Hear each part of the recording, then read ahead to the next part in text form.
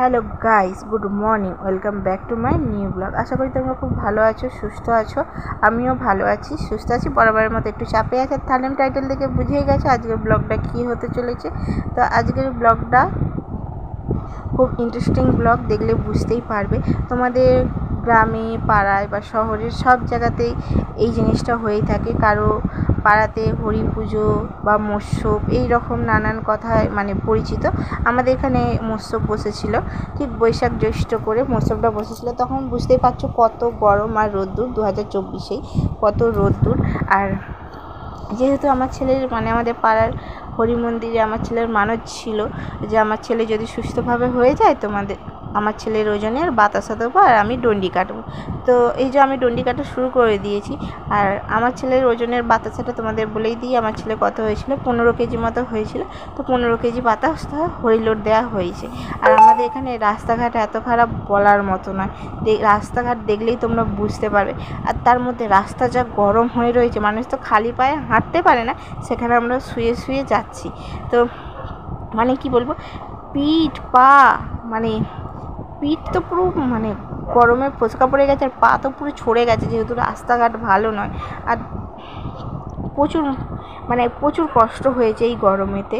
গা হাত পা থরথর করে কাঁপছে, কী করবো কিছু বুঝতে পারছি না। আর এই যে শুধু আমি না, এরকম শয়ে মানুষ ডন্ডি কাটছে, পিছন দিকে দেখতেই পাচ্ছ জল ঢালছে। আর এই যে তোমাদের দাদাভাইকে আমি ব্লগ করতে বলেছি, ও যে কী ব্লগ করেছে ভগবানই জানে। আর যতটুকু করেছে তোমাদের দাদাভাই, ততটুকুই তোমাদের সাথে শেয়ার করলাম। আজকের ব্লগটা তোমাদের দাদাভাইই করেছে।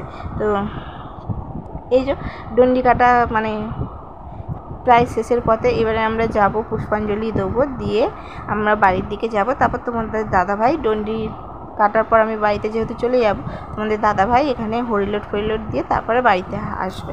তো এই যে ডন্ডি কাটা হয়ে গেছে, মোটামুটি হয়েই এসেছে। আর একটা কথা বলে দিই, তোমাদের ওদিকে তোমরা জানো ডন্ডি কাটতে গেলে কতটা কষ্ট হয়, কতটা পরিমাণে। আর যেহেতু আমাদের এখান থেকে ডন্ডি কাটার রাস্তাটা অনেকটাই দূর, সেহেতু কষ্টটা আরও বেশি আছে। তার মধ্যে ঢালাই রাস্তা, বুঝতেই পারছো তোমরা কতটা পরিমাণে কষ্ট হয়েছে, তোমাদের বলে বোঝাবার মতো নয়। তো তোমাদের যদি আজকের ব্লগটা ভালো লাগে, অবশ্যই লাইক, কমেন্ট, শেয়ার, প্রচুর সাবস্ক্রাইব করবে আর লাস্ট অবধি ব্লগটা দেখবে। তো চলো, ব্লগটা তোমাদের সাথে লাস্ট অবধি শেয়ার করবো, বেশি কথা বলবো না, কথা বললে তোমরা ব্লগটা বুঝতেই পারবে না। আর এই যে আমরা দেখো হরি মন্দিরের কাছাকাছি চলেই এসেছে। আর দেখেছো কত লোক দাঁড়িয়ে রয়েছে। কেন বলো তো, কেউ যেতে পারবে না, শুধু যে ডন্ডি কাছে তাদেরই বাড়ির লোকজন যাবে। কার কি কাপড় লেগে যাবে সেটা আবার খুঁত হয়ে যাবে, সেই জন্য। আর এই যে তোমরা জানো, যেহেতু আমার বাড়িতে কেউ নেই, শুধু তোমাদের দাদা আর আমার ছেলে, সেই জন্য আমার মাথা গোড়ায় ঘটি করে জল ছেটানোর মতো কেউ নেই, কিছু নেই। তবে এই যে পিসিটা দেখতে পাচ্ছ গল্প করছে, এই পিসিটা আমাকে অনেক করে দিয়েছে, আমাদের পাড়ারই পিসি, অনেক করে দিয়েছে।